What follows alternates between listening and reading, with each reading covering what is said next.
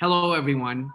My name is Rakesh Khurana. I am the Danoff Dean at Harvard College, and I am just so thankful to have an opportunity to join you for this program. I want to just begin by thanking everybody who's helping sponsor this truly amazing alumni community effort. We have members of the Harvard College class of 1969, our Harvard alums for climate and the environment. It's a shared interest group in our HAA group, our Harvard Club of New Hampshire, our Harvard Office of Sustainability, and our Harvard Alumni Association. So I'm really grateful to everyone to convene this really important conversation, and you'll get a chance to hear from these amazing panelists momentarily. I was asked to start and take a couple of minutes to talk about why the subject of climate change is so important to me. And I thought maybe I would share a story with you about my time at college. Going back in history, during my sophomore and junior years at Cornell, I lived at 934 Stewart Avenue in Ithaca, New York. And my apartment was about 15 or 20 minutes walk from campus. But my bedroom overlooked a waterfall. I've never lived in such a beautiful place since. But for me, the most amazing thing about this place where I was living was not the view, but that I happened to live next door to Cornell's most famous professor, the astronomer Carl Sagan.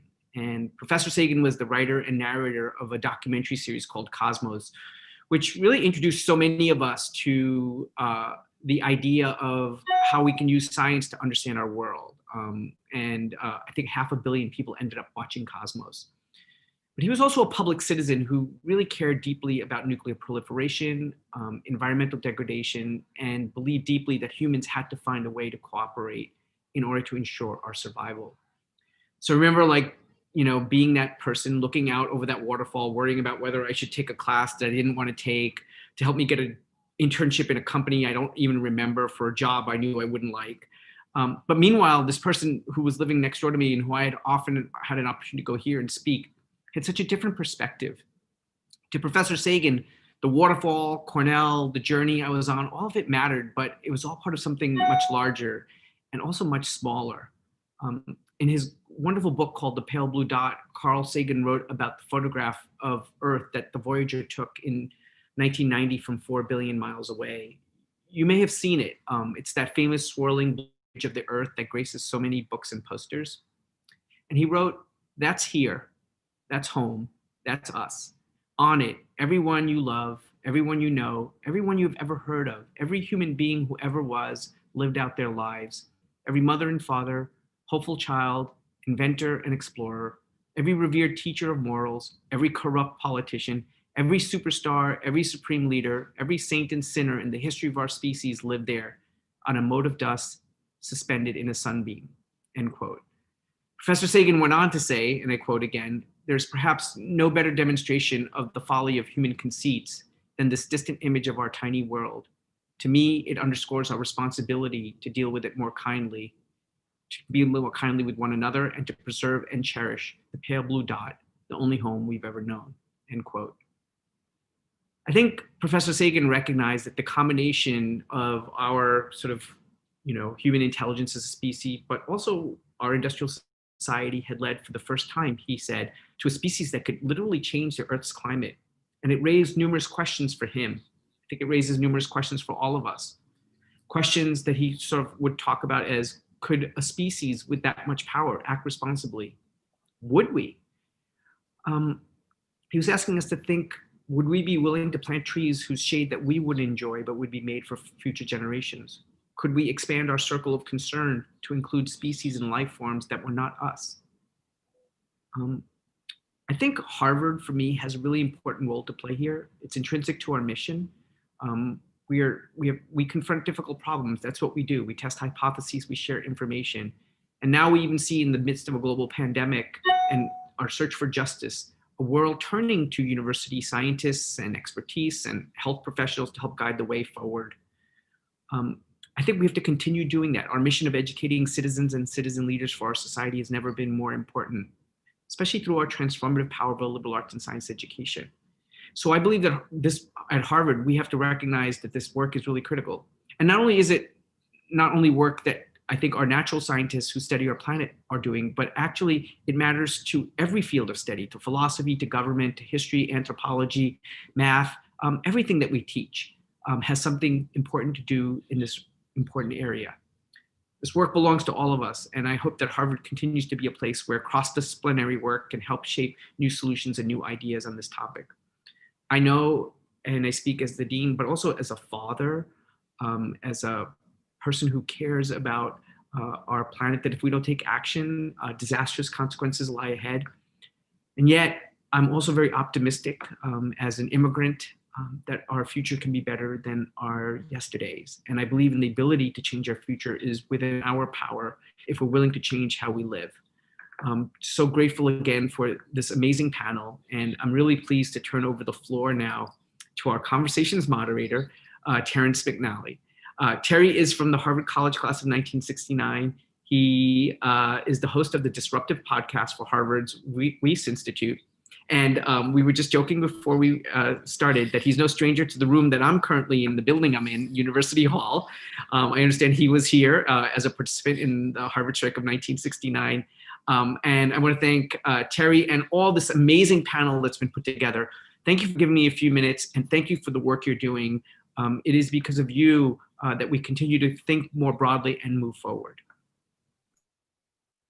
Thank you, Dean Khurana.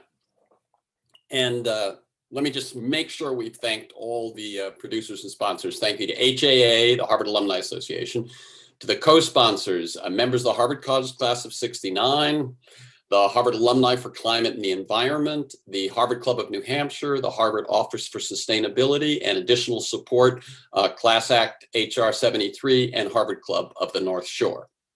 And to you folks who are joining online, if you're watching on Zoom, questions can be placed in the Q&A box, and the Q&A box you'll find at the bottom of your screen. Click on that, and then you'll be able to ask a question.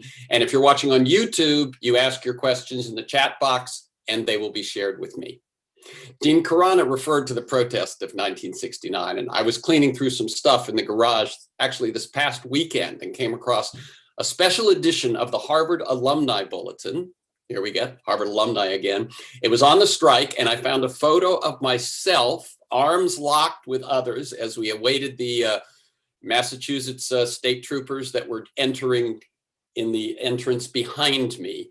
And let me just mention that due to the pandemic, my hair is now the longest it's been since that photo was taken.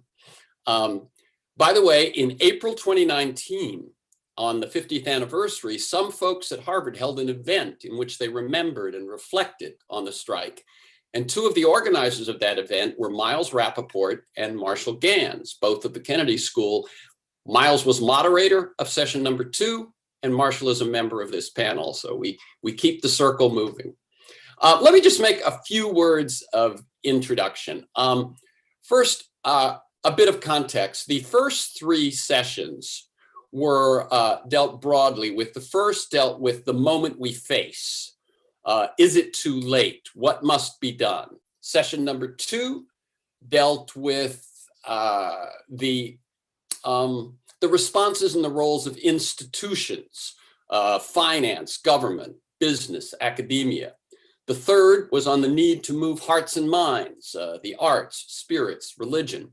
And this one focuses on mobilization, politics, and protest. The final one in January 13th, asks the critical question, will we get the job done? And let me also make a note regarding the term mobilization. I think of mobilization as all hands on deck. How do we bring all the necessary forces on board to confront what's an existential challenge? The US mobilized to confront the Depression, mobilized to fight World War II. We all know we should have mobilized in response to the pandemic. And we're talking today about what mobilization to confront the climate crisis might take and what it might look like. My first question to all 4 panelists will be to tell us a bit about your path to the work that you do today, especially in terms of climate. And I invite you to go back as far as you wish. Childhood inspirations, mentors, turning points, moments of decision, that sort of thing. So first, let me ask Kelsey Worth, class of 1991, a successful entrepreneur and founder of Mothers Out Front. Kelsey?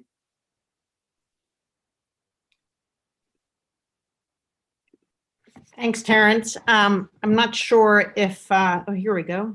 Here's my video. Sorry, I tried to start it and it wouldn't let me. Well, thank you so much, Terrence, for that great introduction, and Dean Khurana for the lovely story about Carl Sagan, which was so inspiring. It's wonderful to be here with my fellow panelists and to be part of this great series of climate conversations. I really applaud the organizers for putting together a series of conversations on what is the greatest challenge facing global society. So Mothers Out Front, just very briefly, is a national grassroots movement of mothers from all backgrounds who are driving campaigns for bold climate action at the local, state, and national levels.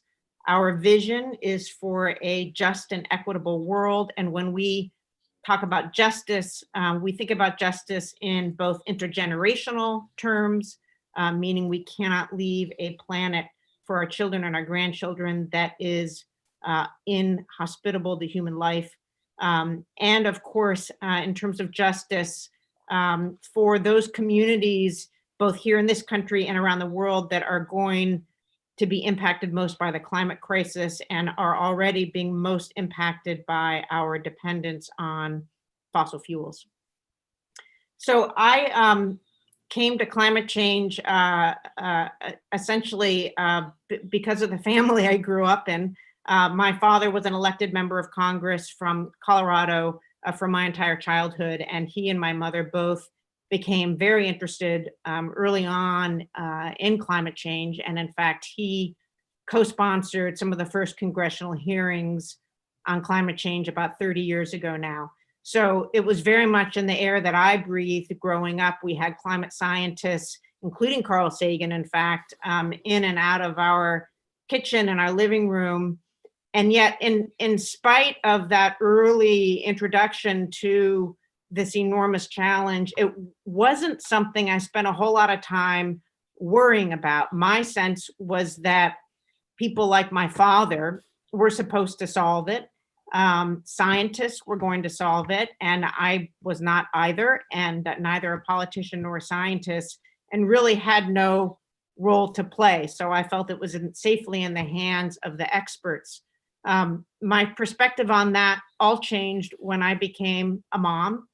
And suddenly everything about the climate crisis that we are in, I viewed through the lens of being a mother whose number one job is to protect my children.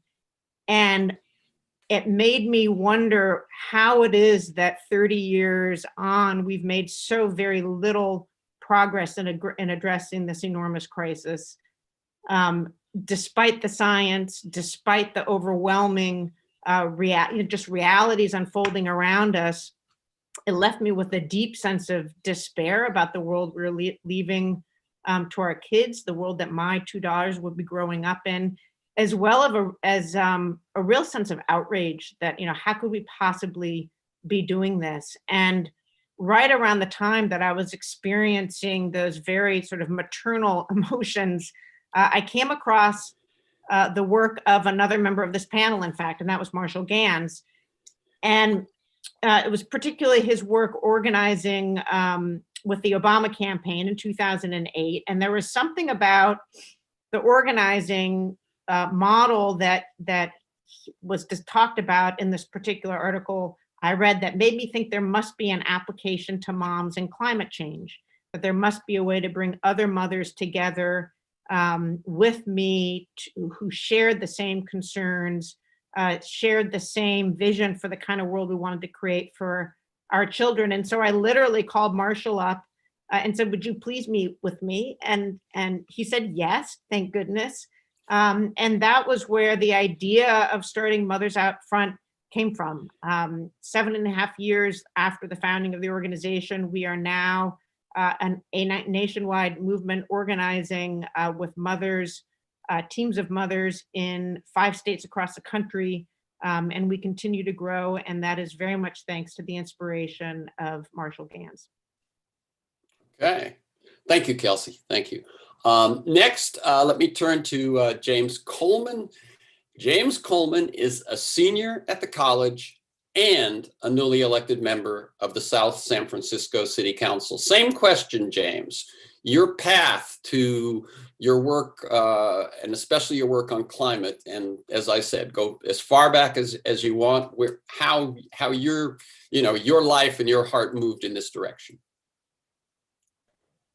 Yeah, thank you so much, Terry. So my interest in the environmental movement really started back when I was in high school. And this really wasn't too long ago. It was in 2015 when I first became aware of the Dakota Access pipeline protests in North Dakota. And I saw that there was an oil pipeline that was initially meant to be routed through a white suburban neighborhood, received pushback from that community, and instead it was routed through native reservation land. And this pipeline was met with many protests by native peoples, and the government responded by brutalizing them with rubber bullets and water hoses in freezing weather. And me being so young and looking at the United States as, the most wealthy nation in the world, it really surprised me how so many people were fighting for just their right to clean water. And it wasn't just in North Dakota. We see many cities in the United States having this problem.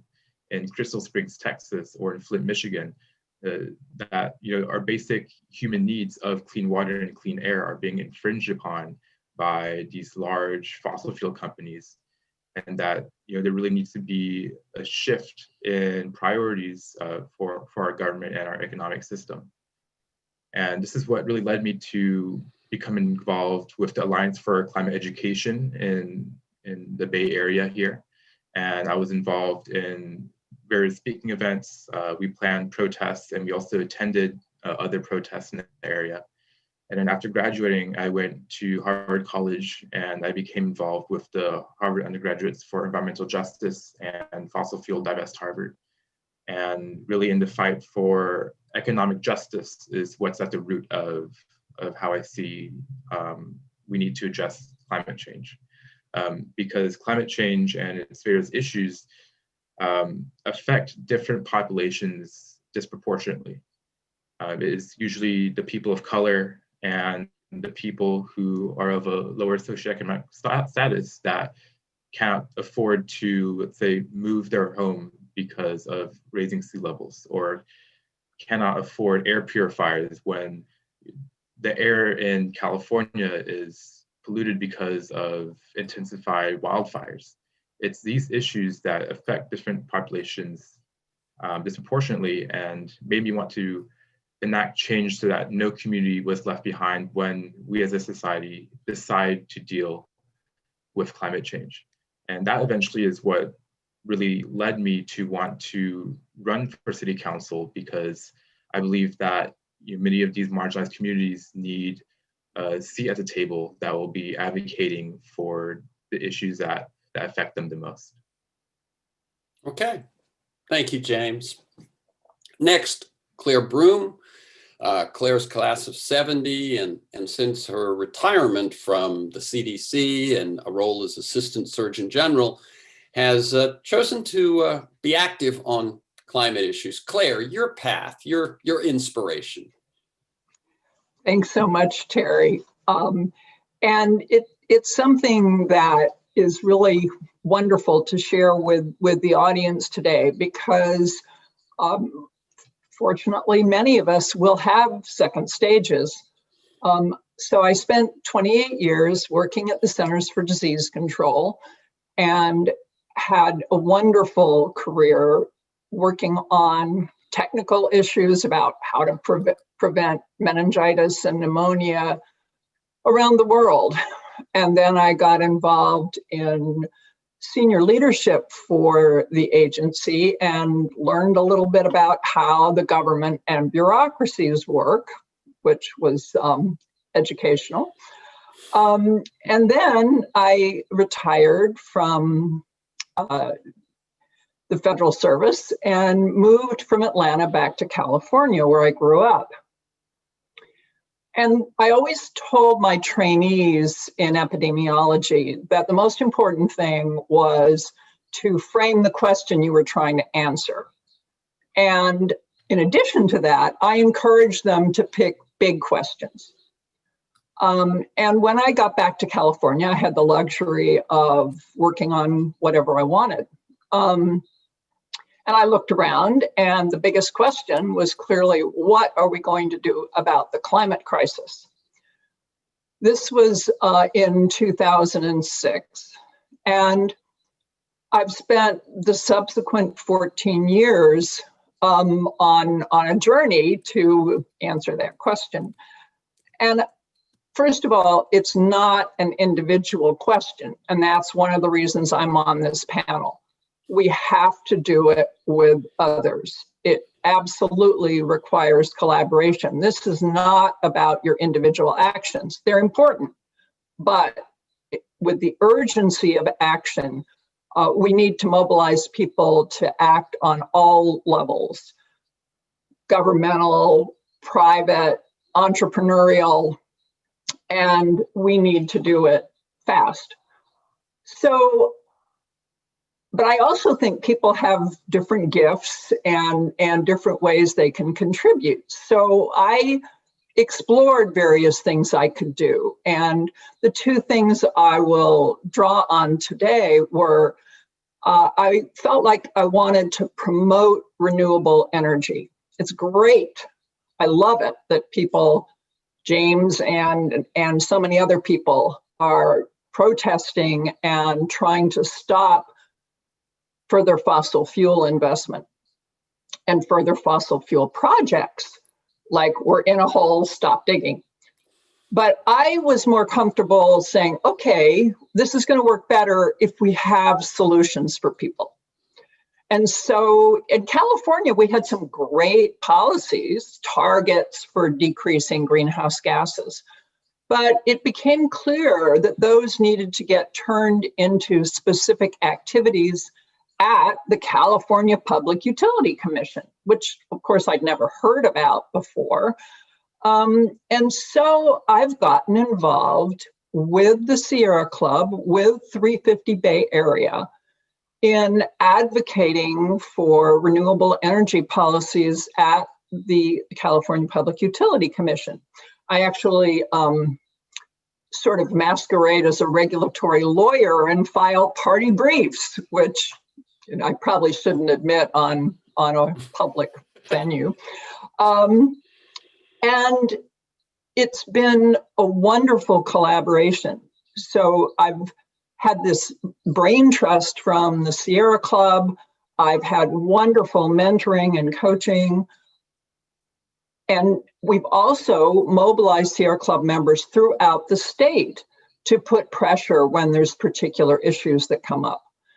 And then the other major effort, which is even more geared to mobilization, is we've been working to try to address air quality destruction by the refineries in the Bay Area.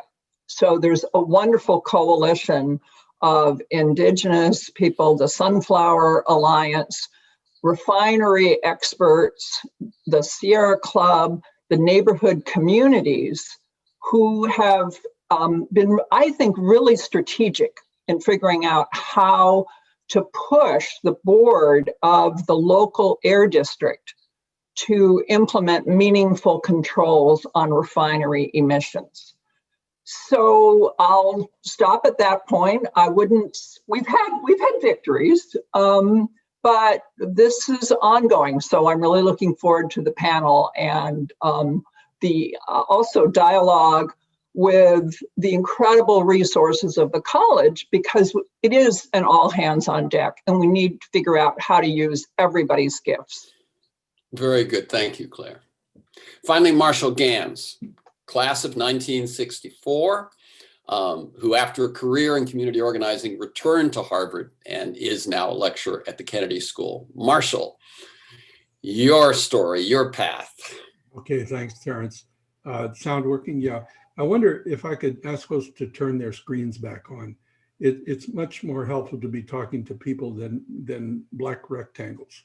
I think it might be also more interesting for those who are watching besides, oh, there's James came back. Hi, James. And then I guess there's behind the scenes people. You might as well join us. HAA support, Heather, Mike Mitchell, Rakesh. Ooh, I don't know. Maybe Rakesh is doing some other work. I don't know. But I don't know if I can start the video, but I'm listening. all right. Cool. No. Yeah. No. Yes. Anyway. No. Thanks for the chance to to have this conversation. I came to climate work really pretty indirectly because I came first to organizing, and that was about justice, equality. Because when I was a junior here, I got involved with the Student Nonviolent Coordinating Committee and Mississippi Summer Project, and that's what got me into organizing in that context. And what I learned about what I learned from that whole experience was that that power without love, it can never be just, but that love without power can never achieve justice. And that unless that power is rooted broadly and not narrowly, it winds up serving those who hold it. And so the connection between that and democracy and the kind of organizing I was involved in, I stay with that. I mean, I think the question of how people are able to, in fact, influence their circumstances. I think how they're able to use their government as a means of trying to equalize and balance power that's privately held really matters. Because I went from that to the farm workers in California for 16 years, where, again, I essentially learned similar lessons. With the farm workers, it was also, we began to get into the question of pesticides. Because it was having a very direct effect on our people. McFarland, California was one of the cancer spots around, and that was sort of a way in, but I didn't really get active or that engaged until I left the farm workers in '81 and was doing a lot of different things, electoral work and issue work in California. And it was really a couple of things. One was Carl Pope had been a friend for some time. And the Sierra Club at that point in California was trying to shift to become more organizing oriented, more advocacy oriented, and making its move from being more conservation oriented to much more of the other. And Carl, we knew through organizing, and asked me to do some workshops there on organizing then. And the second thing was Big Green. Big Green was an initiative in California in 1990. That was way ahead of its time. Yeah. But we worked with the PERGs and we worked with others on that initiative. And it was great. It was a great statewide campaign. A lot of people we lost. And it was a lesson about what we were up against.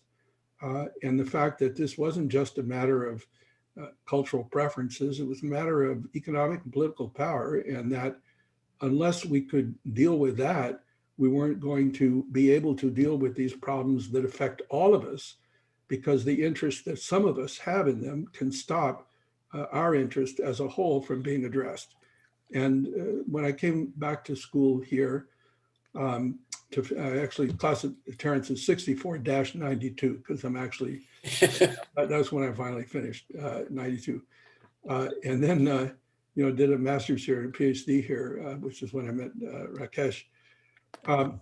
I wasn't that engaged really until, well, life is funny. We were asked to do a project with the Sierra Club again. This was in 2003. They were trying to figure out how to make their local groups work more effectively. And so we wound up putting together what turned into about a 4-year project with the Sierra Club, first on diagnosing the weakness of the local groups and how they could be improved upon. and then secondly, coming up with a way to improve upon them. And that work with Sierra Club there on how to make them work better, which was done with Ruth Wagaman, who is a student of Richard Hackman's here, was very productive.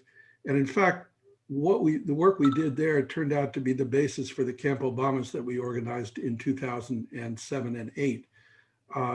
Came right out of that work, trying to figure out how to build local power, and then that could become state power and national power in that way.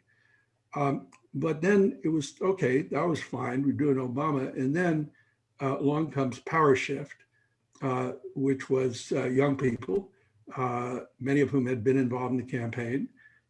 And we began doing these large trainings around Power Shift work. And then that's when Kelsey walked in the door. And with Kelsey and also with Rebecca Henderson, we began doing quite a bit of work trying to reawaken the need for broad-based, constituency-based organizing and power behind this. Because the movement had, a lot of the orientation had become so elitist and so, the discourse so disconnected from people's daily lives that it was like, I don't know, it wasn't building at the ground what it needed to build. Of course, young people were a constituency because they're going to be on the planet for a while. And I mean, it makes a whole lot of sense. And of course, young people have always, been a major force in every social movement that's ever changed this country. It certainly is the case in my case, and the case of my generation, I think it is again. And then with Kelsey, it was like, oh, another way to make it real. This was about moms. In other words, the humanizing of the whole challenge seemed really critical if we were to build a power base broad enough and deep enough to actually deal with it. And so, since then, certainly supported Kelsey's work with Mothers Out Front, and any opportunity we have to support climate change organizing. So that's kind of how I came to it. So I really came to it through questions of justice, questions of democracy, questions of what happens when the interests of the whole is compromised by the power of the few. That's a big problem in a lot of areas, not only this one. I have to think that the denial of climate change is that the sources of denial of climate change are not just the fossil fuel industry, which they have been, but also the ideological resistance to government, that government is bad. Because unless we can use democratic government to act in the interest of the whole, then we're kind of screwed. And we think we've seen an example of that with the virus. And so that's kind of how I come to it. I guess the last thing I'd say is that, recently I've been doing a lot more work with Sunrise. I think Sunrise is one of the most promising things happening. And a number of my students are involved in that. So I think maybe I'll just stop there, but to say New York State today did a very significant thing. New York State decided to divest from fossil fuels. And I guess my question is, if New York State can do it, why Harvard can't? And, you do what you can. Claire, I so connect with what you're doing, because these things are not all or nothing. There's what you do at the base, there's what you do in the middle, and that's how you build the power to get to the top. I mean, that's kind of how so they all integrate. We talk about the difference between power with, which is collaborative power, you build with other people, and the necessity for that to be able to wield some power over those who exercise power in their interest to the exclusion of the interests of all of us. So that's kind of, I think, where we are right now. And I guess the last thing, the virus taught us what urgency feels like. And this is urgent, and we have to make it urgent. Very good. Thank you, Marshall. So the kind of the running theme in the title and the description and everything about this is kind of this relationship between protests on the outside, working on the outside, and then mobilization of stakeholders on the inside. And we sort of asked, is that the yin and yang of necessary change? So let me ask each of you maybe in a different way how you see those two. Kelsey, as you said, your father, Tim Wirth, was one of the leaders of climate awareness and response in the Senate. So you've seen the inside approach, as you said, and Mothers Out Front, you take an outside approach, collaborative, but outside.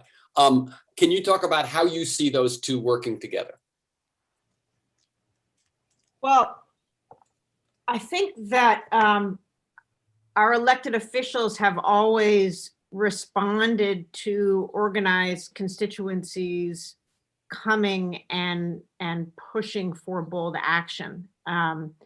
That it is in fact broad-based organized constituencies that make bold decision-making on the part of our elected officials possible. So we provide the political cover, so to speak. We inspire courage among our elected officials. And it's pretty clear that in the absence of that, we do not see bold action. So if you look at, around the time I met Marshall, that was when cap and trade legislation and Congress had just failed. Now, God, that feels like an eon ago. I think that was 2011.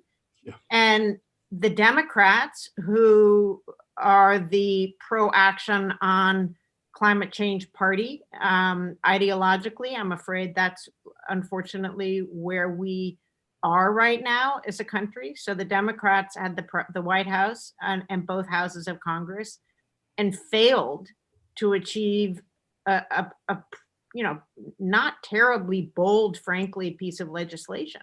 And the post-mortem on that was, complicated and multifold, obviously, but one of the major conclusions was that we simply did not have an engaged public pushing for action. Part of it was that it was a technical solution that simply, didn't resonate with people. There was nobody really trying to translate this legislation in ways that touch people's lives. And I think that's one of the biggest missing pieces. You can't push for technical policy solutions that people don't understand, that they don't see how those particular solutions are going to make their lives better. And it's one of the jobs of outside constituencies pushing for this changes. It's one of the jobs of constituencies, groups like Mothers Out Front, to take these enormous, overwhelming problems, to take these sort of technical solutions and help to translate them and going that way, make sure that we're breaking down these big problems into manageable bite-sized pieces that people can understand and wrap their arms around, and going the other way, making sure that the policy solutions being created, and perhaps this is even more important, are being informed by communities of real people whose lives are going to be affected by them. And that gets into all kinds of questions around equity and justice. And so often the communities that are consistently left out of these conversations are the communities that are being most impacted. And so I think there's just no doubt that an organized constituencies across the country have a vital role to play in keeping our politicians honest, pushing for bold action, pushing for solutions that are about improving people's lives, and continuing to hold those politicians' feet to the fire going forward. I think in the absence of that, we know what happens, which is simply nothing. Yeah. James, just months ago, you were an outsider. You were working on the campaign at Harvard to divest from fossil fuels. You were working on things in Cambridge, dealing with the homeless community, with the essential workers at Harvard and so on. And now you sit on the city council of your hometown. How do you view organizing in protest versus organizing for elections? Because suddenly to get elected, you had to shift and master that sort of organizing. How do you see those two paths, and how do you think others see them? Yeah, I believe that for a movement to be successful, you need a really powerful inside strategy and a really powerful outside strategy. And they're both not mutually exclusive. They have to work intimately together. And, you know, FDR, when he was meeting with a group of activists one day, he said, "I agree with you, you've convinced me, but go out and make me do it."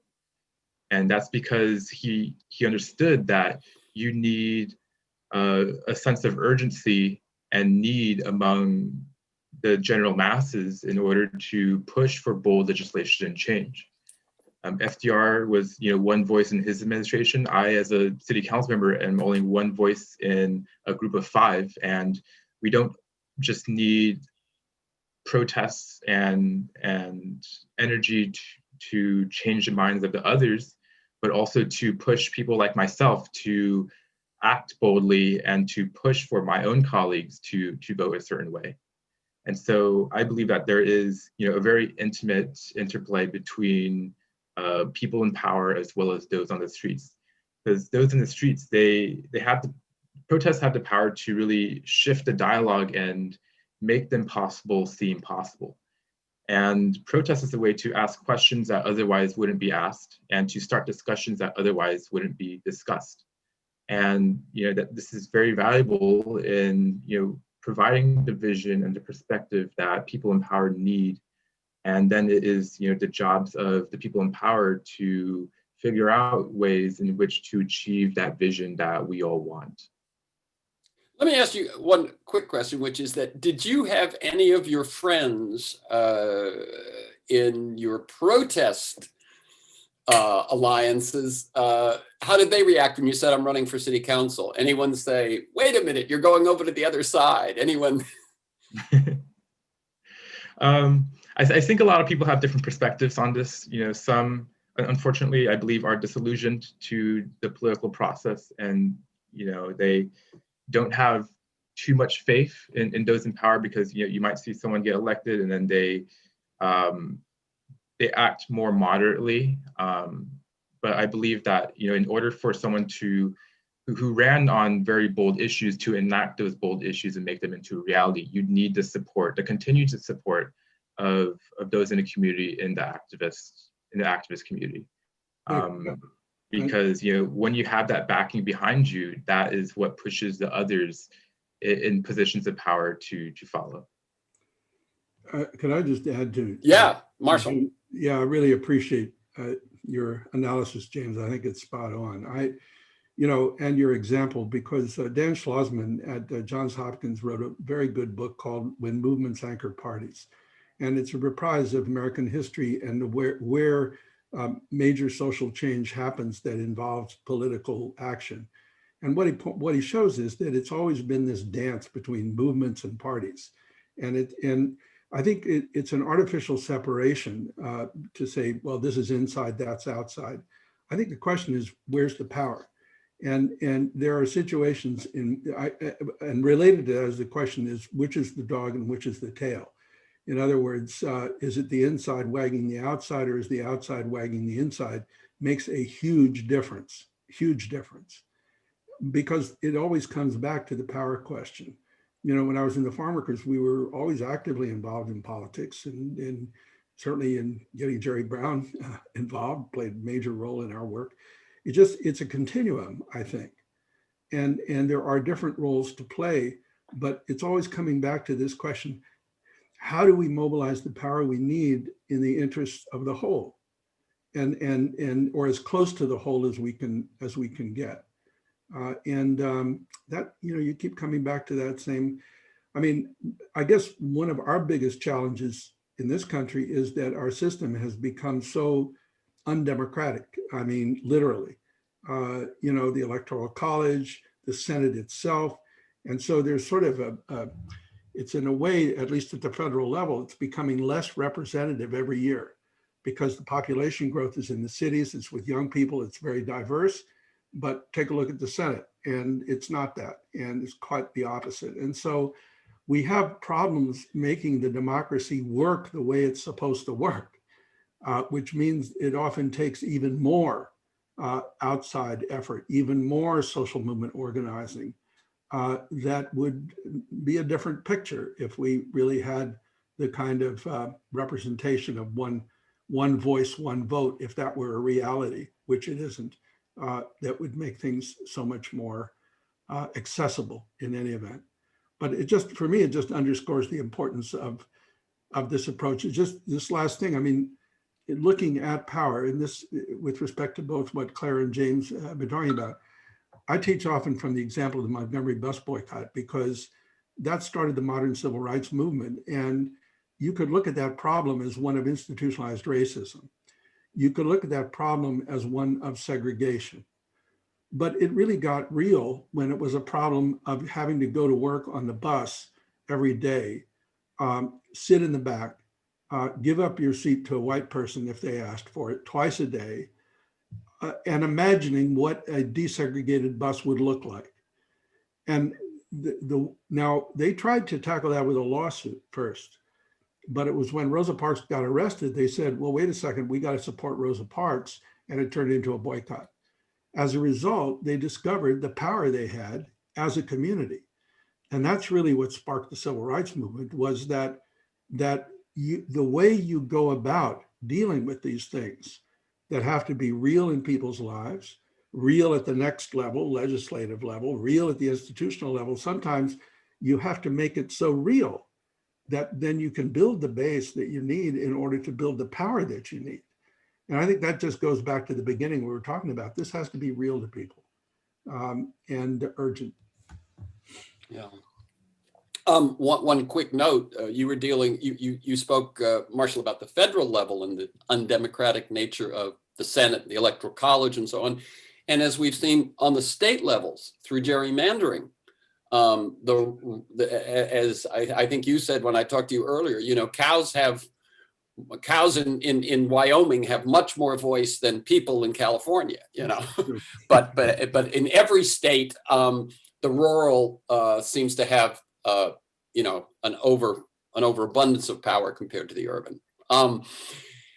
Claire, you worked within government, not elected, worked within government, and you worked on epidemiology, a word that probably an awful lot of people have only learned in the last 9 months. You know, any lessons that you, as you've been watching our response to the pandemic, or the response of, you know, the roles you used to fill, lessons for the climate movement? So thanks for that question. And I'd sort of like to combine answering that question with the earlier one, because I completely agree with what's been said. But as an epidemiologist, I tend to get quantitative and concrete. And so I sort of had 3 responses to the question of inside versus outside in terms of making that work. And one is what I said earlier, what's the question? But for mobilizations, it comes down to what's the ask, having a strategic ask. And you could tie that to what Marshall was talking about with the boycott. Some of it is something people can understand, but also framing it in a way that you can't get buffaloed by technical staff and paid lobbyists who say, oh, that's too expensive, that's not feasible. And, you know, a mass mobilization doesn't necessarily have the resources to counter that. But if the ask is intelligible and well framed, and that's what we found with the refinery coalition, when instead of fighting each regulation, we said to the board, who were elected officials, cap emissions. Just have a, you know, we don't care how they do it, just enforce a cap. And I thought that was so smart. We could talk about what happened next, but then the second issue is, and this is very much from my epidemiologic background, what gets measured gets done. And I think we tend to see a lot of these mobilizations as get the good guys elected, but it can't stop there. You have to hold them accountable.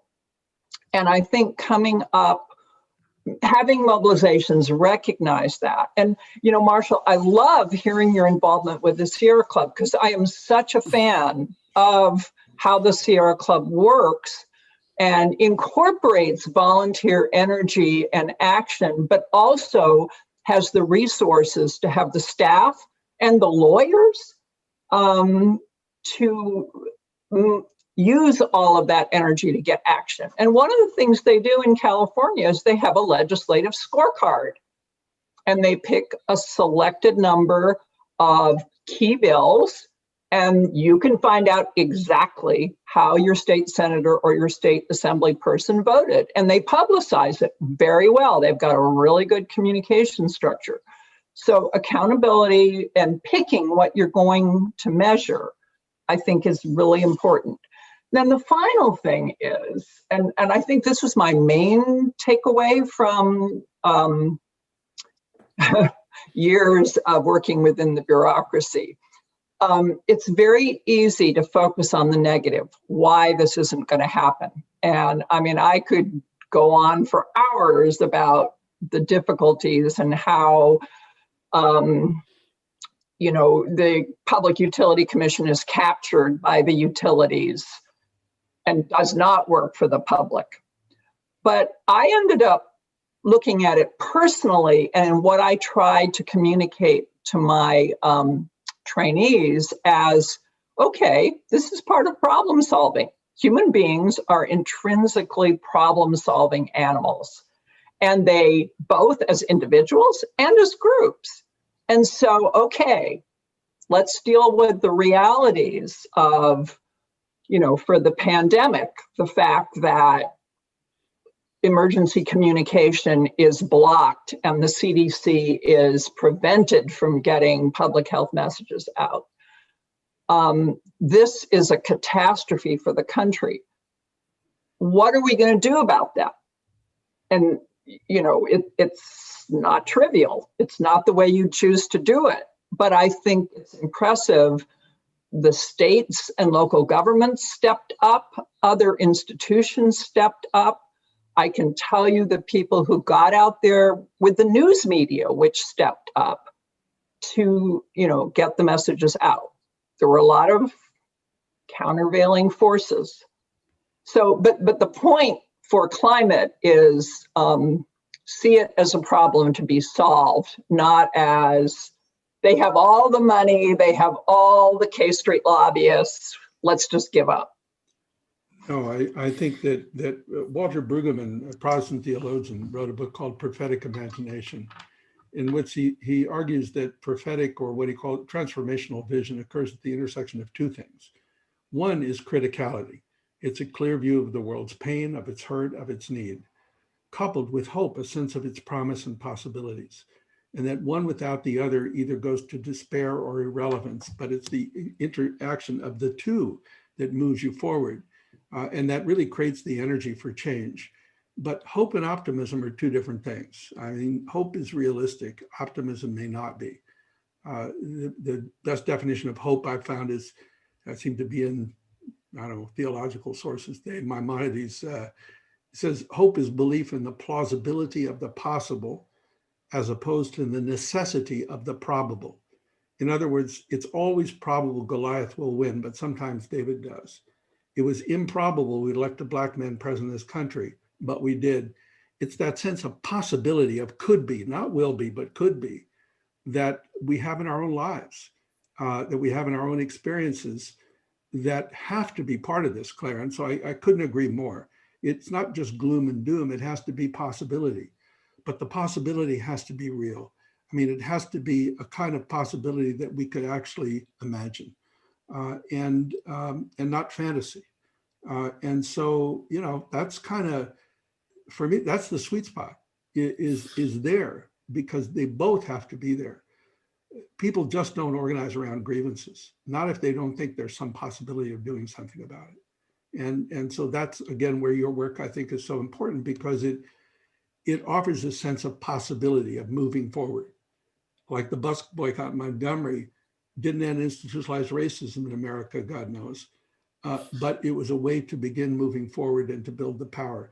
We just have a very urgent situation right now. And I guess the question is how to make that urgency real enough that we work on all these levels. I know that I'm going to turn to questions from the audience in a few moments. And so I want to make sure that I get this one in. First of all, I wanted to say, you had quoted Paul Tillich before, and I found another Tillich quote, "The first duty of love is to listen." And I thought that was so central to everything we're talking about, that to make it real for people, we've got to be able to listen. But my question is to all of you, is if we're saying, how do we change the way climate change feels to people?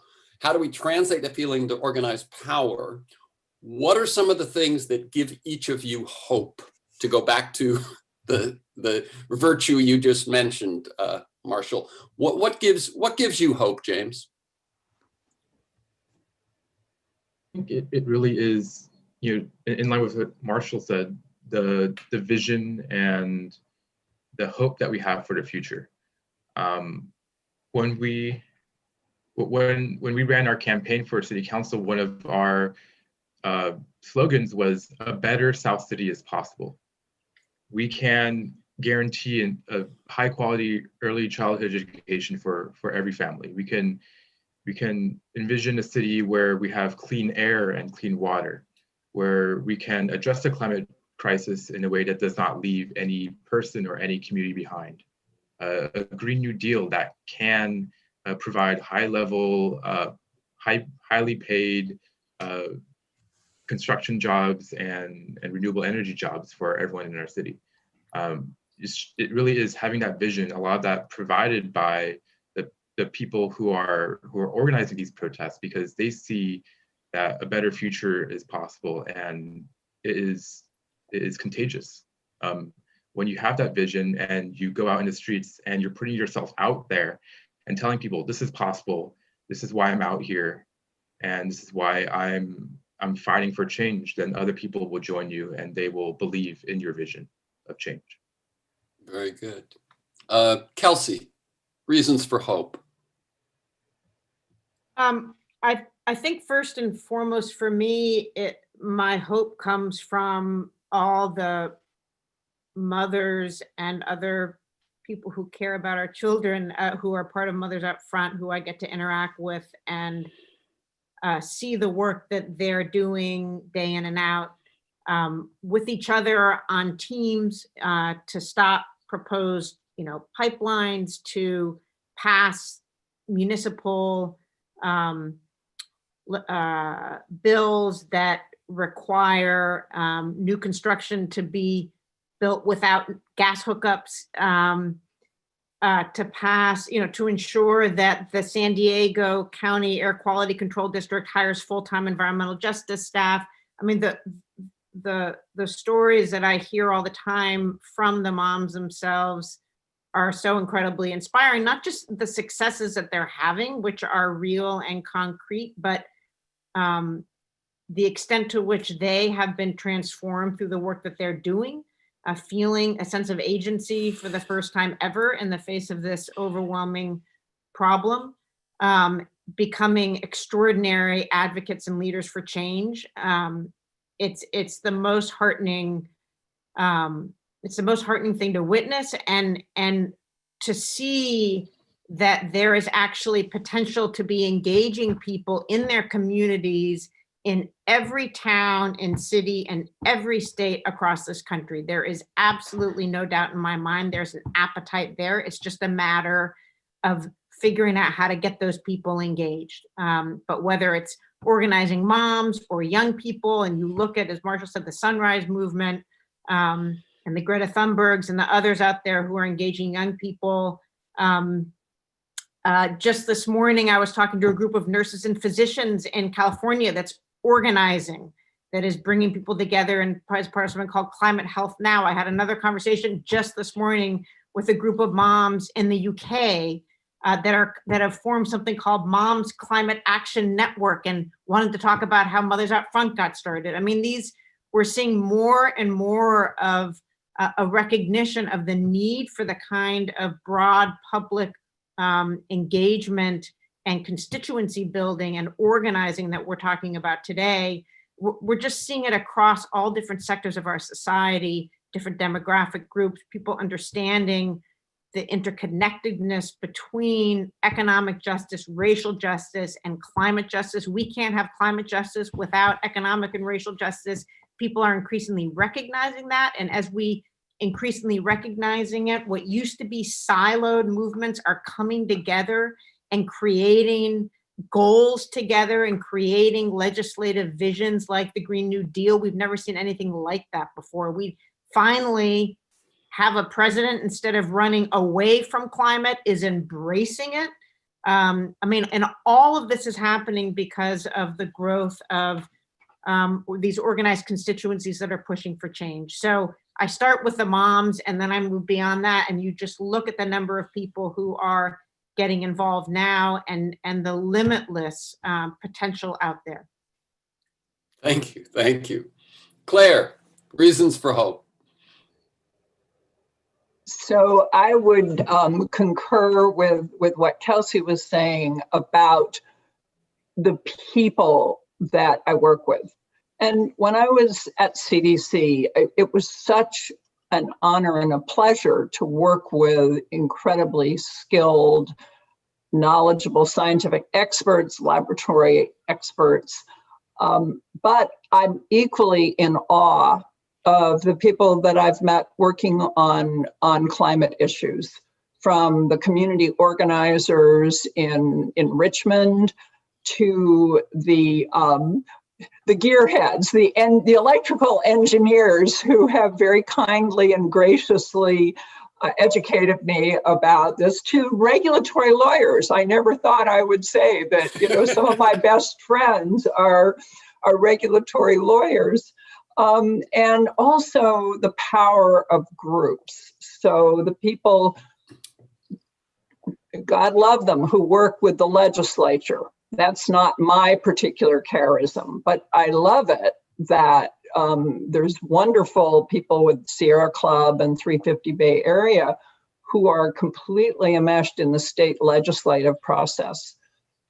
But the second area which gives me hope, I think we do need successes, and I will hold up technology. And I'm not saying technology is going to save us, absolutely not.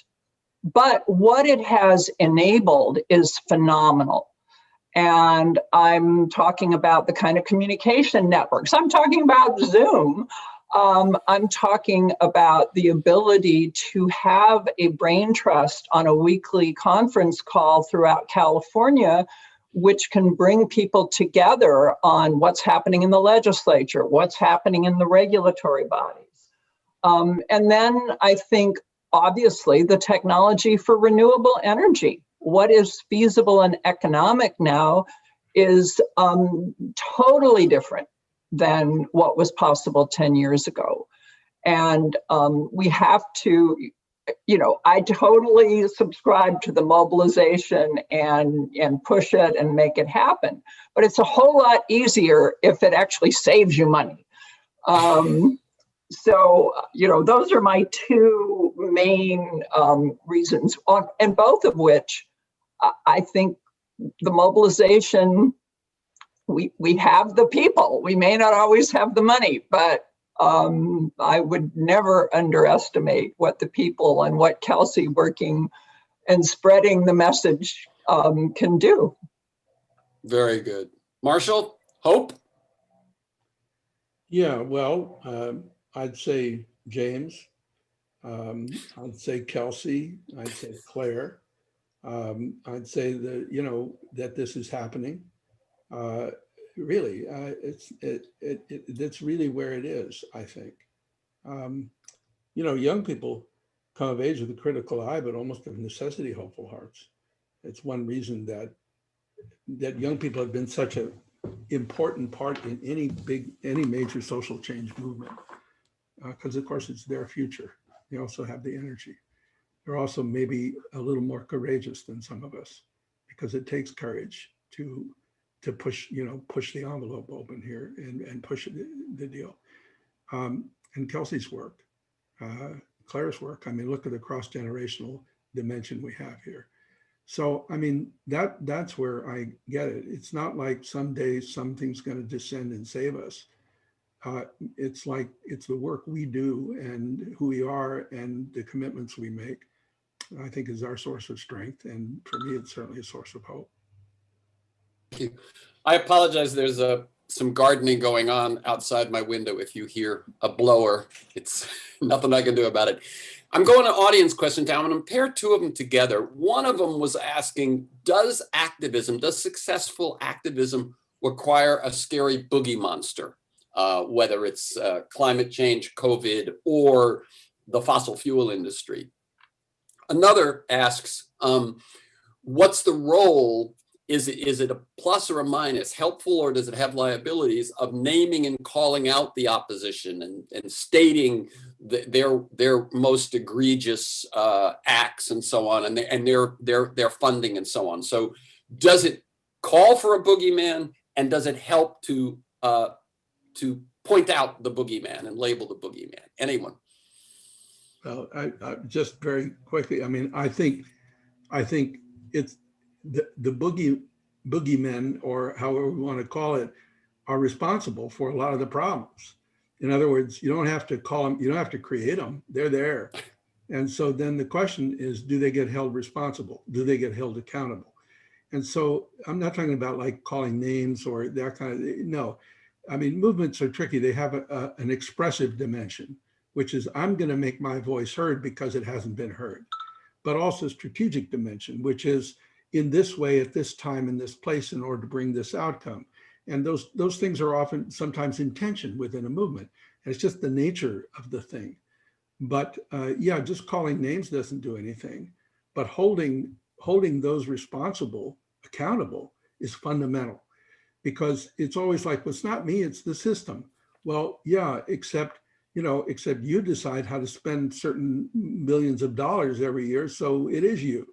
I mean, it's all of us, but some of us, hold responsibility for, I think, the fact that we're not moving faster. So yeah, but it's not like calling names, it's just identifying where the responsibility lies and where you can focus your effort to get some change. Yeah, I would just follow up and just say, and agree entirely with, surprise, with what Marshall just said. Every time we're developing a campaign, the campaign needs a target or targets, but you need to, I mean, that's for strategic reason. You need to know if you're bringing power to bear to change something, you're not simply changing a system, you're changing the hearts and minds of the people who can change the system. Systems don't change on their own. I mean, they're made up of people. So I think that's really essential. It doesn't mean it has to be an entirely or even remotely antagonistic process. A target is not an enemy necessarily. Sometimes they are, but a target can simply be a strategic focus of a campaign, because that's the decision maker with the power of making the changes necessary to see the change you want to see. Yeah, what I hear there is a target is a target. It might be what you want to achieve. It might be what you want to stop. Right. Yeah. Okay, time for one more share from each of you. Basically, I call this kind of a closing comment. You've got an audience out there that was interested in these questions. What's kind of each of your kind of, word to them as we end this?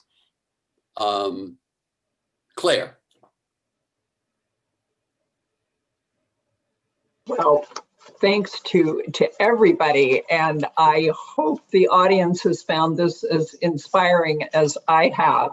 And so my closing comment is, we need everybody to get involved, and it's an enormously constructive, rewarding involvement. I have felt energized and enjoyed with some frustration, the efforts that I've been involved with. And there's so many local, state, federal, private efforts where you can make a difference. So I look forward to people exploring and finding something that fits their particular inspiration, motivation, and come on in. Okay. Oh, let me just say, Claire, you answered a piece of that I forgot to put in, which is, can we tell people things they can do, actions they can take? And you basically said, get involved with local organizations. Who wants to go next? Your closing statement, what can people do? Kelsey. I'm happy to follow up on what Claire said, to largely agree with what she did say, which is really every person has a role to play in addressing the climate crisis. And the role that you play in particular depends on, who you are, what institutions you're associated with, what institutions you might be leading. No matter where you are, you have an opportunity to make a difference. And I would say, needless to say, we welcome you to join Mothers Out Front. If that's of interest, you don't need to be a mom.